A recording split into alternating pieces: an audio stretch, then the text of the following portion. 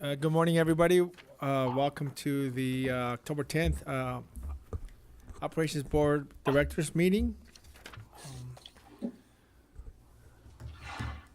We're starting, I think, at 10:31, so that's pretty good. And Bram, would you mind calling the roll? Thank you, Chair. Director Palacios, attending from remote location in Santa Cruz. Here. Dettel, attending from remote location in Santa Cruz. Here. Huffaker is absent. Goldstein. Here. Bauman. Here. Harvey is currently absent, but should be here. Long. Here. Espinoza. Here. Vice Chair Corpus. Here. And Chair Mendez. Here.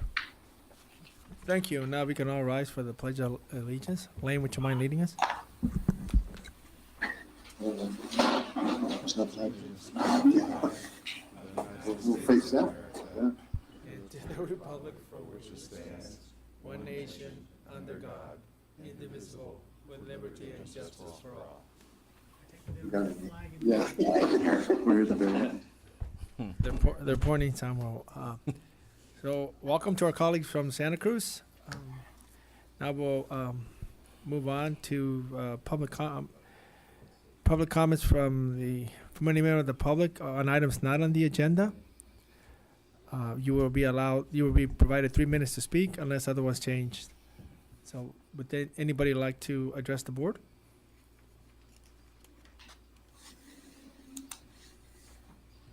Seeing none, Mr. Harvey, welcome.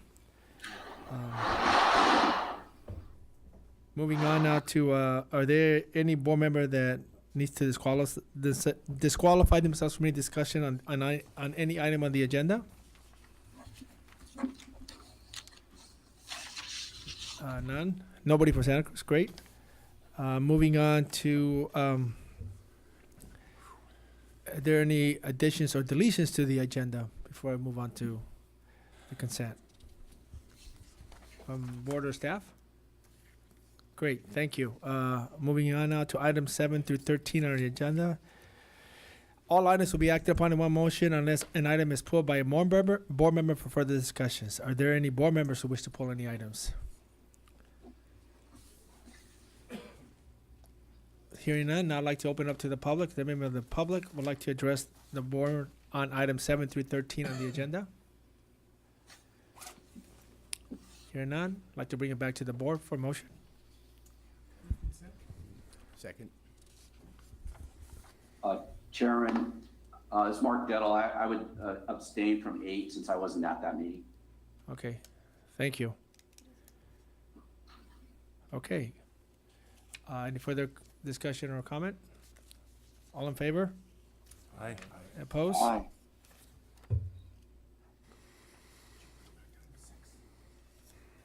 I haven't moved on to item 6 yet.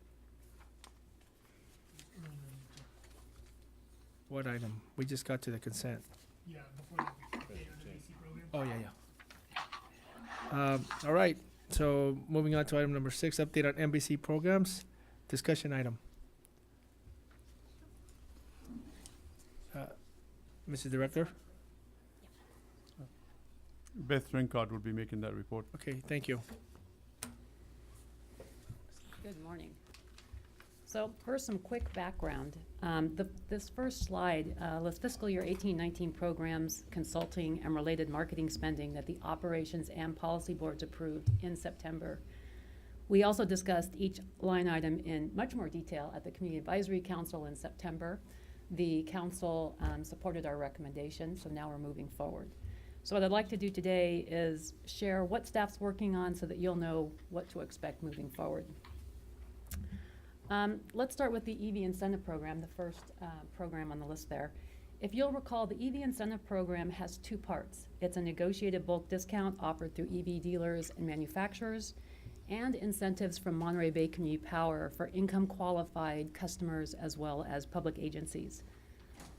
Once staff has a much better understanding of what we'll really be able to negotiate through our OEMs and dealers, we'll be working with the Community Advisory Council to define the specific rebates needed within the low-income community and the public agencies. And that all will come back to you with a more refined EV design. Additionally, staff is drafting an RFO for the program administrator position for this program. If all of the pieces come together, the goal is to have this program launched January 2019. The next program, the Cal EVIP program, if you'll recall, this is the program where we are having level 2 and DC fast charger stations installed in the Tri-County. Today, we are expecting to receive any day now a co-funding agreement that would be between the CEC and Monterey Bay Community Power. Once we have that, the next steps for staff will be to agree on the final program design, which would include equipment selection, all of the costs covered through the program. All of those details will be reviewed first with our Community Advisory Council, and then we'll be bringing them forward to you. The Cal EVIP program is targeted to go live July 2019, although you'll notice that the majority of the program spending actually falls into the next fiscal year. Staff will begin focusing on the next program. That's the getting solar on single unit affordable housing and getting solar, storage, and charging stations on affordable housing multi-unit dwellings later in the fiscal year after the Cal EVIP program has been launched. Lastly, work on establishing the scope for the electrification strategic plan is underway. Once it's ready to be reviewed, we'll be bringing it forward again to the Community Advisory Council and the board. Once that's complete, we'll start tackling the technology needs assessment scope. Also, note that the Power Services team will be discussing the Go Local RFO with the Community Advisory Council in October. One last point before I leave this slide. The board can expect that as the new business development manager is hired, as we receive input through the consulting support, as continued research and analysis is ongoing, we will be bringing forward opportunities that are not included in this list. The objective ultimately is to create a 5-year rolling program map that we're constantly updating and revising. This slide summarizes the items that staff will be reviewing with the Community Advisory Council and the boards for this fiscal year. I won't go through all the detail, but just a few highlights. First, the CEC held their first Cal EVIP workshop on October 4th. Because Monterey Bay Community Power had not signed the co-funding agreement yet, they couldn't announce the partnership with Monterey Bay Community Power or MBARD. So our expectation is that come January or possibly February, we'll be holding a joint workshop where our partnership is announced and we're able to really start building really start building awareness around the program. The other point I wanted to raise was the Community Advisory Council, as well as a policy board member, requested an opportunity to learn more about programs and to have an opportunity to provide input. So we'll be planning to hold 2 community program workshops. The first one is tentatively planned for January. The last point that I'd like to make on this slide is that, again, we have 3 key programs to launch in fiscal year 18-19. The EV incentive program would be January 2019, Cal EVIP, July 2019, and then the installation on affordable housing would be late to the end of the fiscal year. This is kind of a purview of what we're trying to work towards in terms of a 5-year rolling program map. You'll notice that in fiscal year 18-19, you'll see all the programs that we just discussed. Those all roll forward so that in fiscal year 19-20, we'll add to what's already in place. The focus in 18-19 will be the building electrification pilots as well as a storage pilot. Once the Tri-County begins installing grid-accessible charging stations, storage, appliances, we'll be able to start evaluating the value of a demand response program. So that'll also happen in 19-20. Lastly, we'll start learning about the costs and benefits associated with administering the Public Benefits Fund, which is currently captured by PG&E. So I know I've moved very quickly. Are there any questions that I can answer? Yeah. So just so I'm clear, if one of the member agencies are making fleet purchases or decisions for this coming fiscal year, are you suggesting that by January of this next calendar year, there may be a program that we may want to look into for Monterey Bay Community Power? Yes. Okay, thank you. Good, thank you. Any other questions for staff? Great, thank you for the report. Absolutely. Okay, well, so since I jumped ahead, we already did the consent agenda. Moving on to the regular. Oh, I'm sorry, thank you. Any member of the public wishing to address the board on this item? Seeing none, thank you very much. Moving on to the policy board's report. Discussion item? I believe Mr. McPherson is going to be giving that report Great. from his remote location. Okay. If we can Yes. go there. Good morning, Supervisor McPherson. Can you hear me all right? Yes. Yes. Got it all right? Okay, first of all, I want to thank you for all the work the Operations Board has been doing, as well as the Community Advisory Council.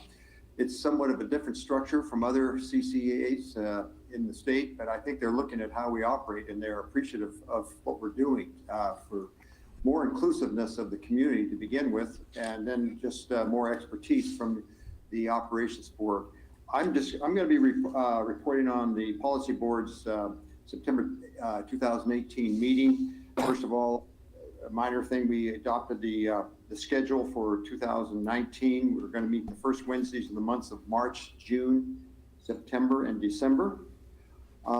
Secondly, very happily, we approved the retirement of the River City non-revolving lines of credit, as well as compensating the County of Santa Cruz for expenses it incurred on behalf of Monterey Bay Community Power prior to securing the lines of credit.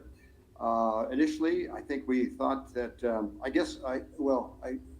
officially we got a check September 24th, the County of Santa Cruz did, for paying off the amount of credited for our county services. At first we thought these lines of credit all might take up to 2 years.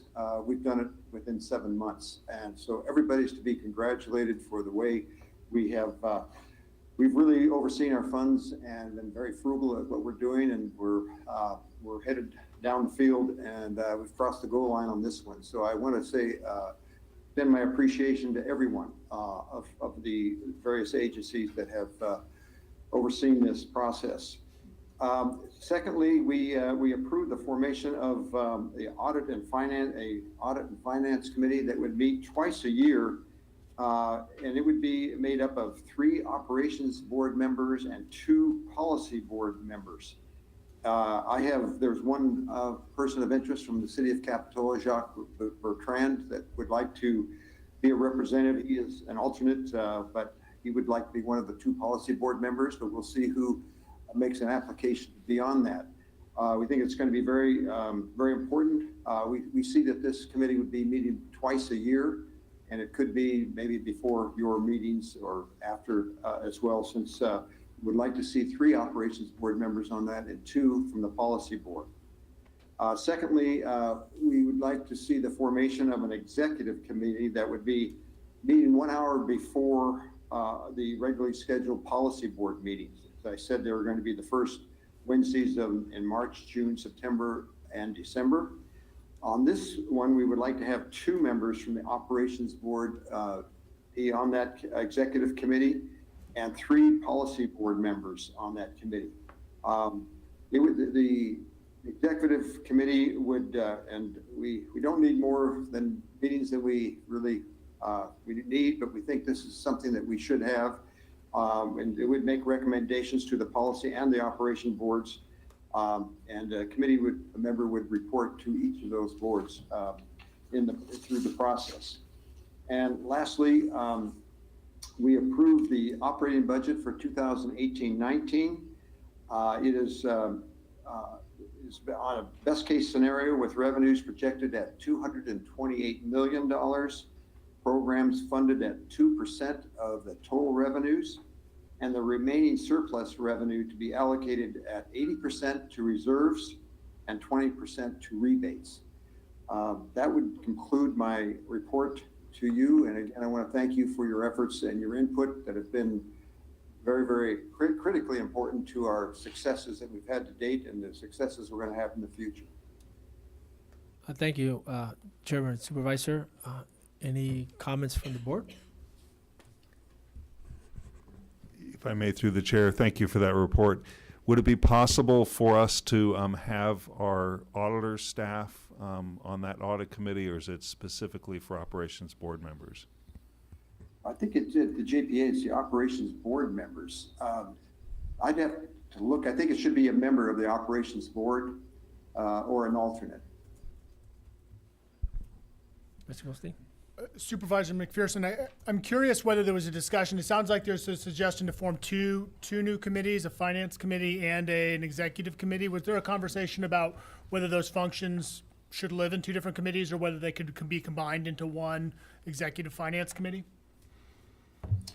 Well, that could be under consideration. The policy board would have, I'd go back to when we meet in March and be glad to do that. Or to take, maybe we could do that otherwise. You're right. I mean, I don't want more committees than we really need.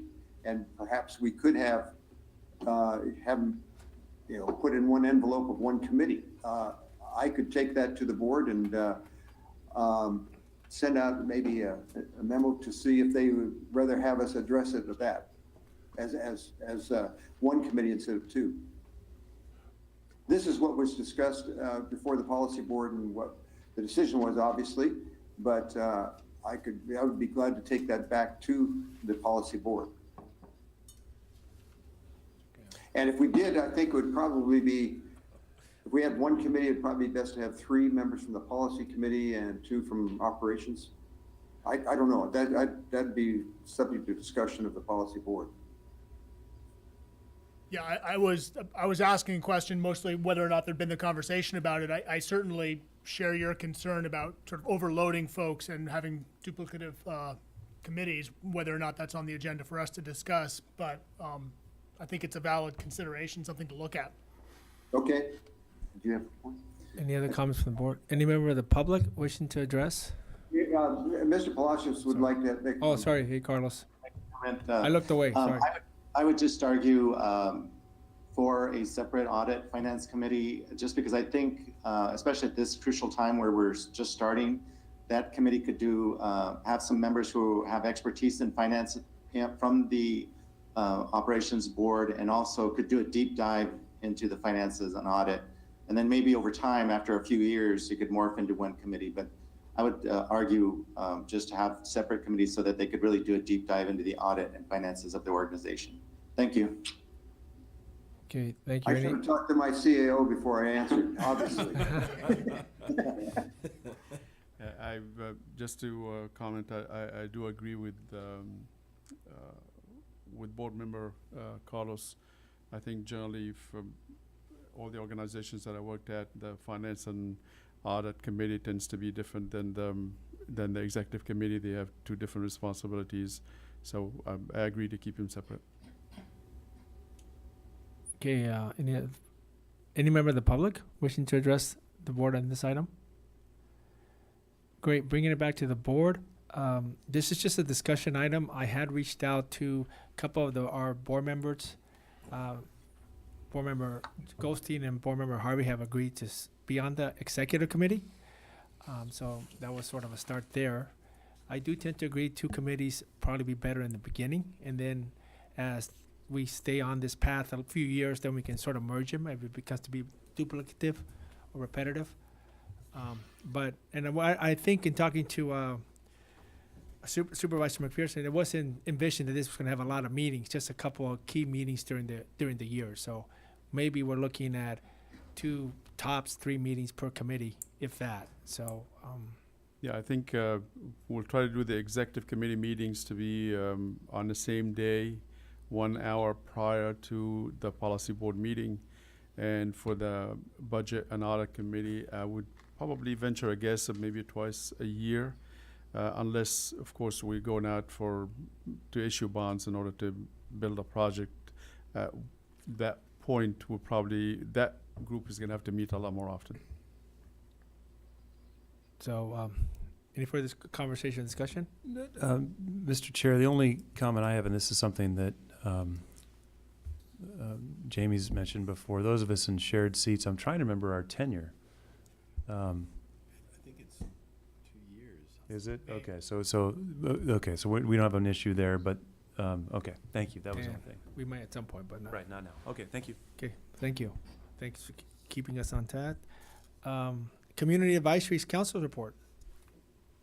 Just giving, so I just gonna, if there's any direction, I don't know, we'll just let it rest to where it is and try to appoint those committees, and the number, the chairs, Yes. the allocation as I mentioned earlier. Is Yes, that right? Okay. thank you. Okay. Community Advisory Council report. Welcome and good morning. Thank you, Chairman Mendez and Operations Board members. My name is Jeff Byron, and I'm the chair of the Community Advisory Council. I have to say first, you run a much more efficient meeting than we do. You've blown through the first 13 items. We oftentimes don't seem to get through the consent items for an hour or so. But I hope you'll understand that's kind of the normal course, I think, for a new group like this. We're learning a lot. Just to review briefly our September 20th meeting, besides some additional changes that we've asked for in the bylaws, we hope to get that to the policy board certainly in time for their next meeting for approval. Most of our meetings centered on the fiscal year 18 and 19 programs proposals. We're very impressed with the work of J.R. Killigrew and Beth Tranchett and the staff. We understand it to be a work in progress, but we supported that proposal, and of course she summarized it for you in I would say a fraction of the time that we spent on the topic at our last meeting. The Community Advisory Council is, as I said, getting its legs under itself. We've got a great cross-section of individuals. I think, as you know, they represent a really diverse group of backgrounds, and geographically they cover the 3 counties quite well. There's a lot of questions and interest, not just in the topics that come up on our agenda items, but we press our CEO to give us updates on legislative issues, the procurement charge indifference adjustment. I think that's what the PCIA stands for. And they want to delve into things like generation mix and stuff. But we realize we are an advisory council, and our work is really directed towards making recommendations to you and the policy board. I think you will see this group, I hope that this group will continue to dive deeper into the programs and soliciting community input around all of these programs that the staff has been working on. In fact, I'd like to just take a moment to make my commitment to you that the CAC will be a forum for public input, and we're going to work with the staff on these workshops that will be coming up, I understand, as early as January. We want to make sure we're putting forward our best efforts on recommendations to your 2 boards, this board and the policy board. And I know I and my fellow members view this as a tremendous opportunity of public service. As you know, it's a volunteer organization. We don't get the benefit of meeting during the day when we're fresh. We meet at night from 6 to 9 and keep the staff here all that time as well. Try and be efficient, but we are definitely not cutting off any public discussions in any way. We're looking forward to that community involvement. And as I said, we see this as a responsibility to our community. We welcome your input and will be responsive to your requests, anything that you ask of the CAC. I welcome that input, and I assure you that we will take that up. Our next meeting will be October 18th, and I stand available for any questions you might have of me. Thank you. Any questions? I just want to express support and thanks for your service. I think having that level of community engagement and your willingness to step forward and chair that group is really admirable. And also the programs that are coming out of the Community Advisory Council, that we received the update on earlier today, are really exciting. And I think something we're all looking forward to. So thank you. Thank you. And it is a really diverse group, and I think we're seeing tremendous dedication and participation in all the meetings, and as well from the public. Great. Anyone from Santa Cruz? Any member of the public wishing to address the board on this item? See none. Thank you very much. Thank you. Moving on to item number 16, the CEO's report. Thank you, Mr. Chairman. I have just a couple of items to report on. One, and I may sound here like a broken record, is the PCIA, and it's been going on for some time now. Initially, the CPUC was scheduled to rule on this issue, and the PCIA, by the way, stands for Power Charge Indifference Adjustment. Basically, it's the amount of money that the investor-owned utility charge our customers to make up for the fact that their resources as they stand today are more expensive than the market. And in order to make their customers, the ones that are staying with them, indifferent to our customers' departure, they needed to collect the PCIA. That PCIA started very small back in 2014, probably was in a half a cent per kilowatt hour, reasonably down there and affordable. Today, it is on the average, comes to about 2.7 cents per kilowatt hour, and apparently the IOUs felt that at least PG&E, it's cheaper in Southern California, Edison, but the IOUs felt that they're not collecting enough to cover for their more expensive resources. We thought that they were collecting too much. The issue went to the PUC for review. There were a decision made by the judge who resided over the case, which we thought is reasonable and have kind of took some of our issues and took some of their issues and try to find somewhere in between to deal with them. 2 weeks later, one of the commissioners who had that case assigned to them came up with an alternate proposed decision, which was definitely not in our favor and pretty much took the side of the investor-owned utilities on just about everything. They initially were proposing to make a decision on this issue back in September 13th. They postponed it for 2 weeks, a couple of days before the due time, and then they postponed it again. There's a considerable effort coming from every which direction at the CPUC to try to have them see the issue. We want to have them see it our way, and the IOUs want the exact opposite. The PCIA now at PG&E service territory is about 2.7 cents, and PG&E believes that it should be 1.5 times as much, i.e. it needs to be more than 3.5 cents on the average. Now 3.5 cents, mind you, we've been collecting last year, our average cost, our average rates for the customer was a little over 7 cents a kilowatt hour. So in a sense, for every dollar we collect, they've been collecting about 30 to 35 cents in PCIA cost, and they want more. If they get their way, it's going to be more likely for every dollar we collect, they will collect 50 cents. On tomorrow, actually, the PUC is coming together. They're going to rule either for the proposed decision or the alternate proposed decision or something in between. We don't know exactly what that's going to come in, but certainly there are a lot of push on all sides to try to get them to go one way or the other. You'll get to know about it as soon as I know about it tomorrow. I will be sending you an update as to where the PCIA is at. And just so you'll understand, for every penny that they collect in PCIA, that roughly translates into about $33 million for us, reduction in cost, a reduction in revenue, because we have to always adjust. If they raise the PCIA by 1 penny a kilowatt hour, we have to reduce our revenue requirement by about $33 million, just to give you a rough estimate. Another issue to report on is we've retired the guarantee. The 3 counties have guaranteed the line of credit that we had, the non-revolving line of credit.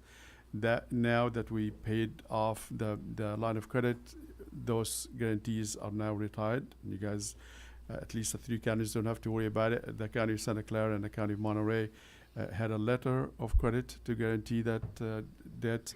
The county of San Benito actually put a collateral. They put cash into an account, and now they got that cash back.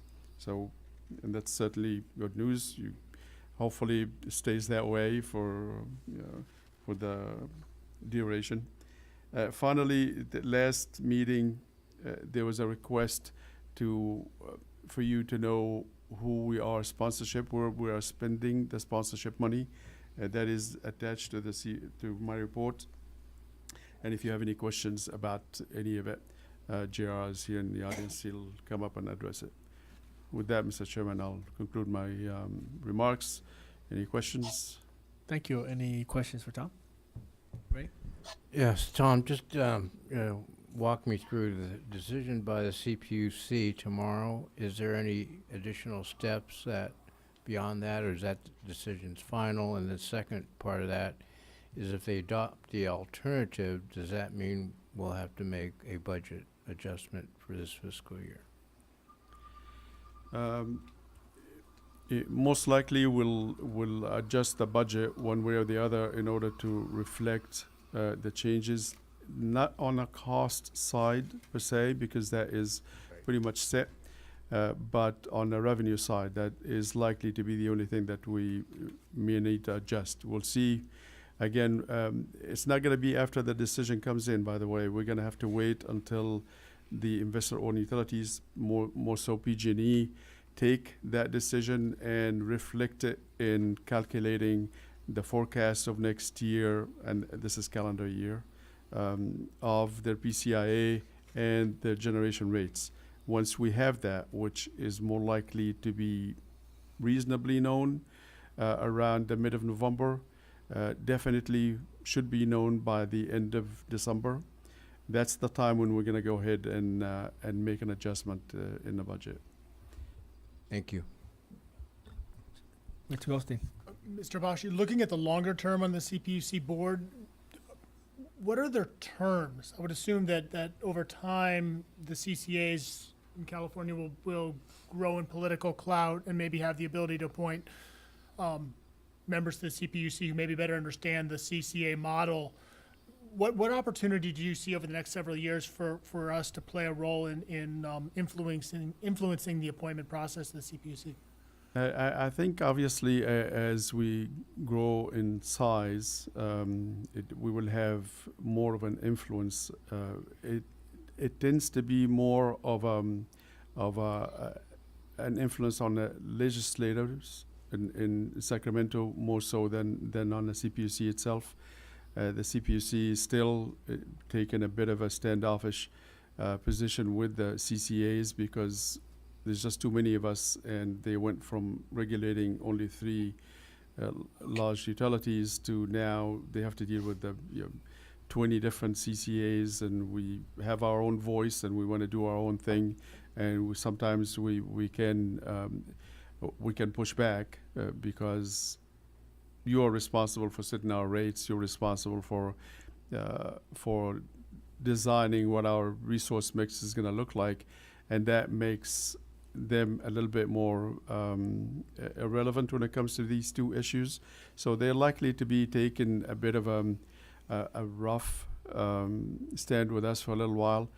So the only way we can affect change is going to be on the legislative side. For example, there was a letter sent yesterday by 3 mayors, San Francisco, Oakland, and San Jose. All of them have CCAs, telling the CPUC and asking our legislators in Sacramento to intervene and push this decision for a little while longer, so we can have time to study the impact of it and have time to kind of get our point across.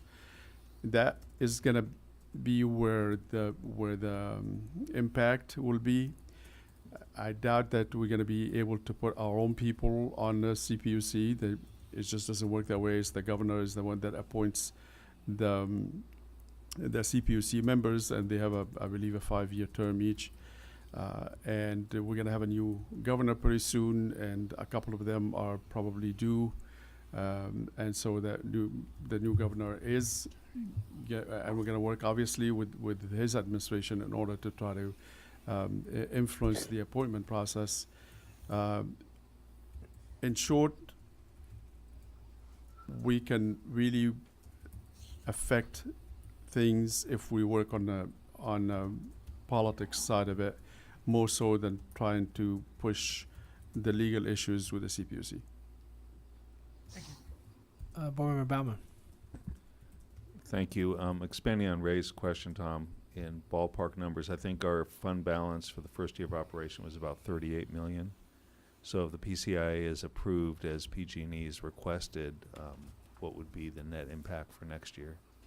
We have put in, we made a couple of estimates as to what will happen in the base case, and that was the generation rates for PG&E will go down by 7.5%, and that the PCIA will increase by 15%. And that's where the $228 million revenue estimate comes from.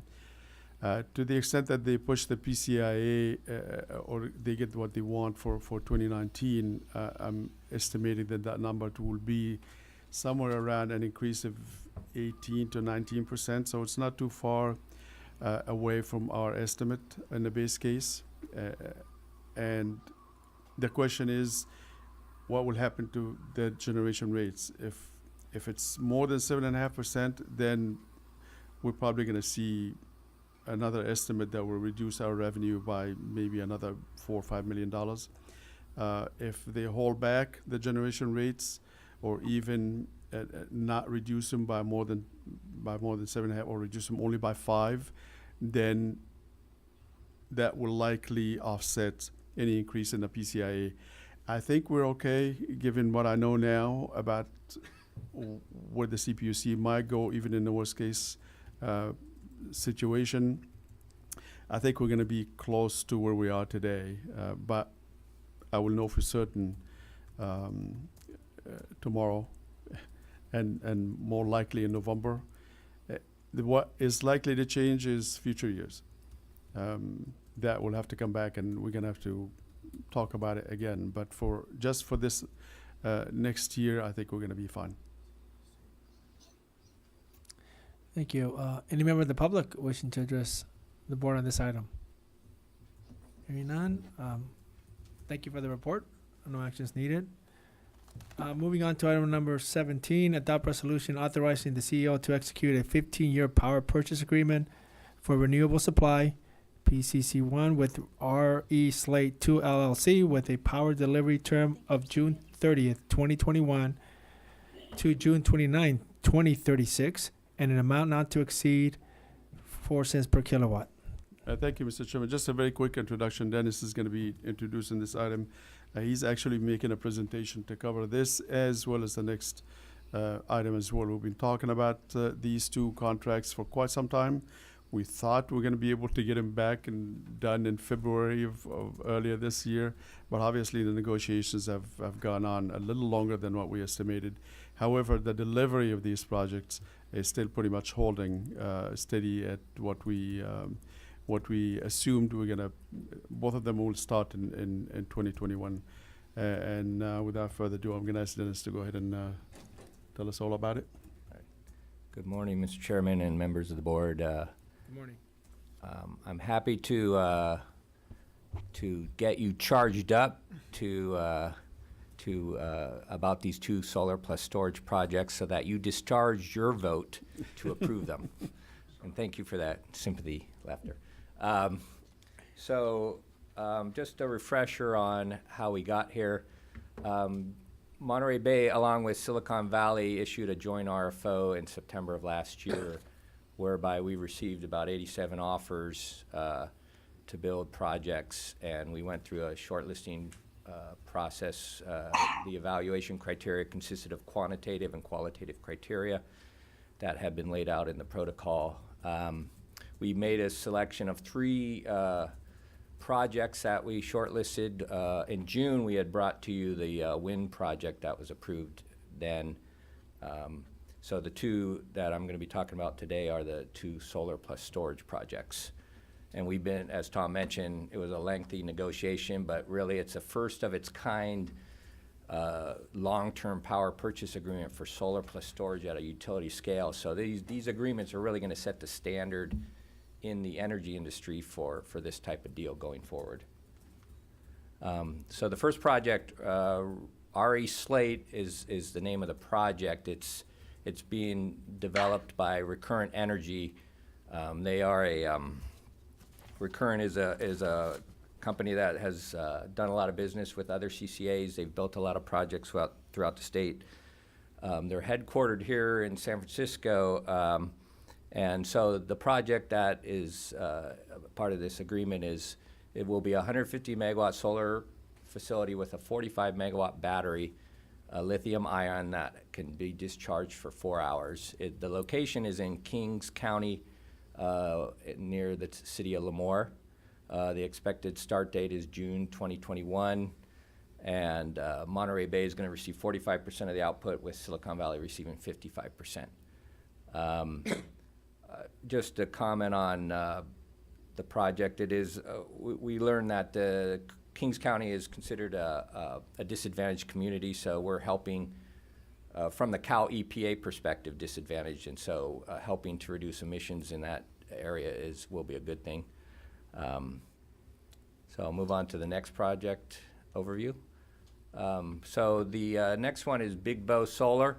This is being developed by EDF Renewable Energy, which EDF is a company that's been around a while. It actually grew out of Electricity de France.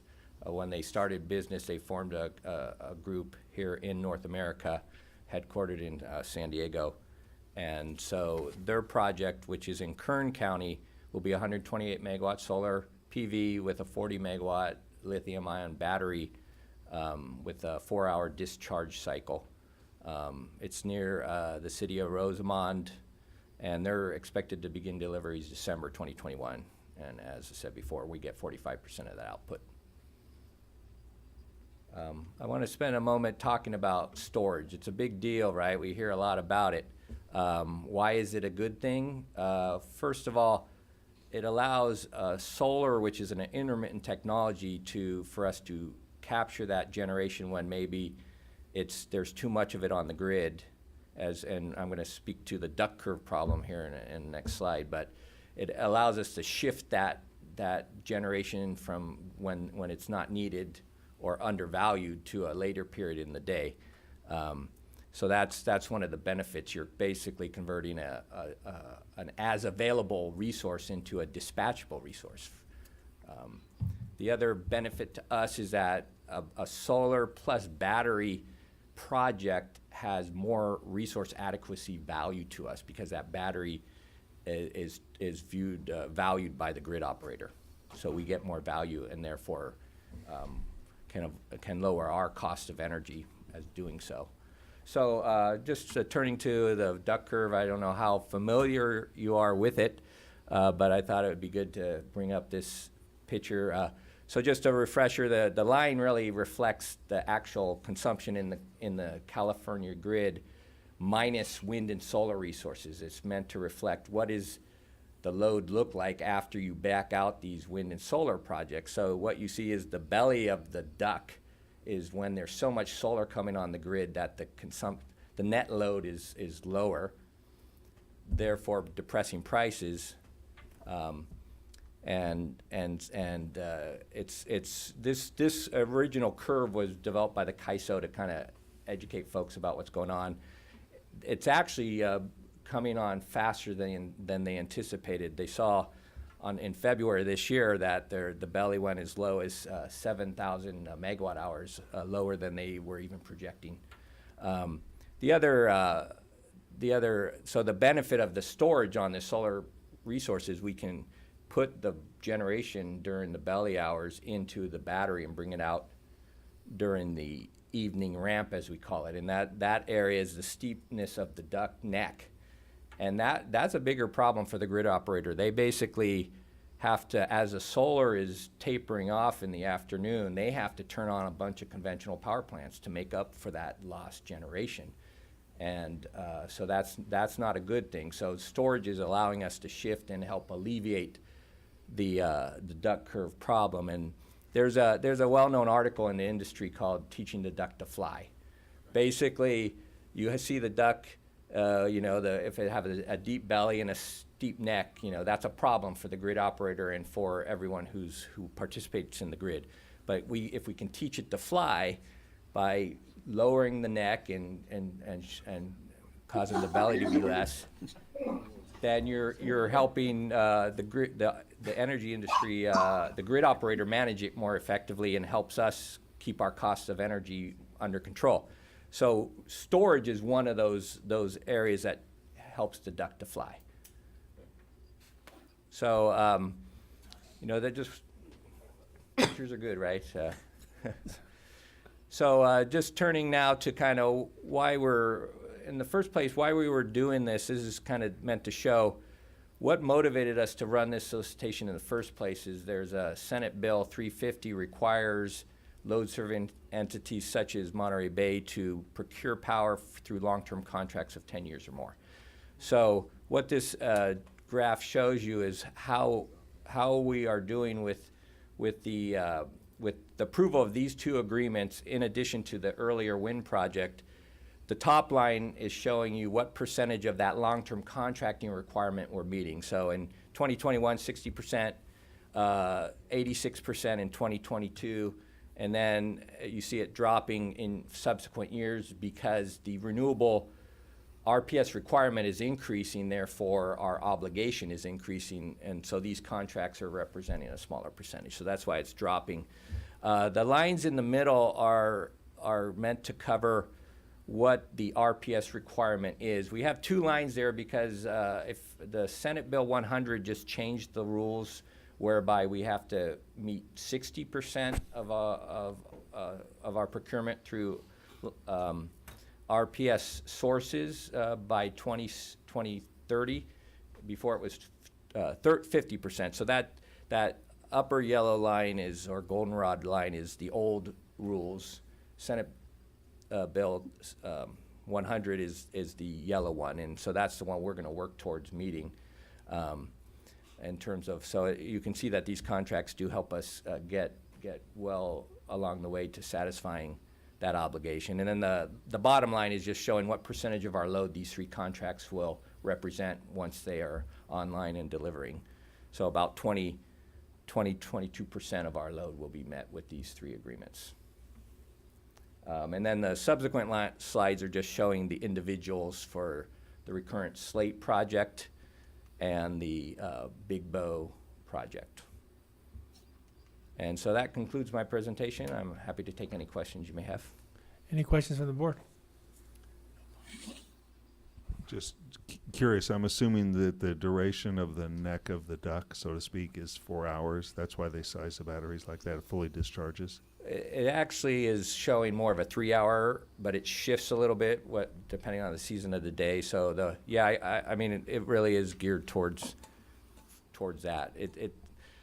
It's somewhat of a question on terms of where batteries can add the most value, whether it's short, long duration batteries. But it seems like a 4 hour duration seems to be where the market thinks can provide the most value. Board Member Harvey? I'm very encouraged by the advancement in storage technology. It's come a long way in a short amount of time. One thing, and this might not be popular, but I want to bring it up. These solar projects are great as far as producing renewable energy, but I always worry about habitat destruction, especially when you show a slide where these are located. I mean, I don't know if these are on former agricultural lands or what, but one thing I think that we want to look at, if we can, is the availability of large-scale rooftop solar. I think we have to. I think it's the obvious thing in California. Just massive amounts of huge, giant commercial buildings out there with nothing on the roof. And, rather than continuing to go out to the desert and plowing up a bunch of habitat, ruining life for desert tortoises and other rare species, I mean, it breaks my heart a little bit. I would hope that we could start to look at large-scale rooftop solar. I think it really has to be part of what we consider if we're going to be doing the right thing. Thank you. Thank you. Any other comment from the board? Will we continue the trend to actually partner with SBCE on these long-term purchases? I think that is something we're gonna be discussing here in November about what additional need we have for long-term contracting, and if we will continue to work with Silicon Valley. We're even discussing working with other CCAs, because they're all have expressed interest in participating in the future. And there's a great benefit to the CCAs working together on procurement, because you get a lot more robust bids coming in, which ultimately allows us to keep our cost of energy lower. Yeah, let me just quickly add that I was on a call with the folks from East Bay Clean Energy, and they have already issued an RFP. They got the offers, and they are bringing them down now to the selected few, and they want to talk about maybe working together on this. We can bring in our experience in a negotiation that we've done already, and they bring in already all the work that they've done on starting the process and getting it down to the selected few, and probably between the two of us we'll end up saving quite a bit of money if we end up asking or going for a larger project, because the bigger the project, the lower the cost. So we are talking to them, and we're going to bring in probably most likely San Jose as well as Silicon Valley Clean Energy to see if we can, all four of us can go together on one project. Thank you. Thank you. Any member of the public wishing to comment? I just had a technical question. Can you please come to the, excuse me, would you mind coming up to the mic so we can? Okay. Thank you. Robert Frischmuth, and I just had a technical question, and that is when you charge a battery, there's a certain inefficiency, a loss, and discharge the battery, there's another inefficiency or a loss. So with these batteries in this project, if you put X into the battery, what percentage of the power can you get back out? I believe it does vary, but we're seeing in the 10 to 12% efficiency loss for the batteries. Thank you. Any other member of the public wishing to address the board on this item? Okay, I'd like to bring it back to the board. What's the will of the board for item number 17? You want us to adopt them all in one motion, or can we, it's just? I believe one at a time. That would Okay, be, so thank you. item number 17. Move to approve. Staff recommendation. Moved by Vice Chair Corpus, second by Board Member Bauman. Any further discussion?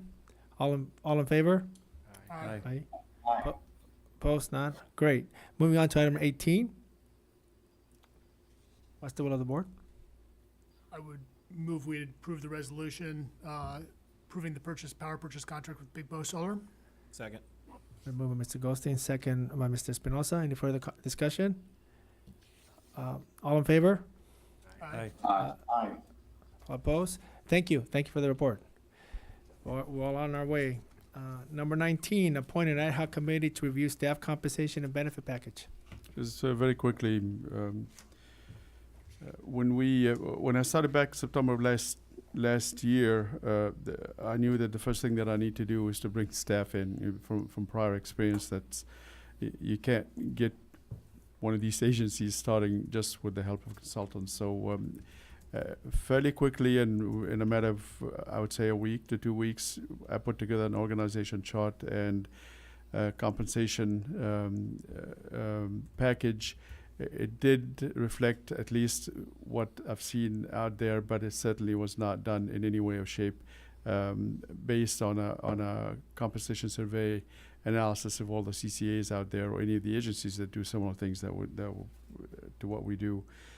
We have since conducted a bunch of compensation surveys, and I've spoke to the policy board chair, and he suggested, rightfully so, that to come to you, ask you to form an ad hoc committee so we can come and share this information with you and talk about an adjustment to the compensation that we have for everybody on our staff.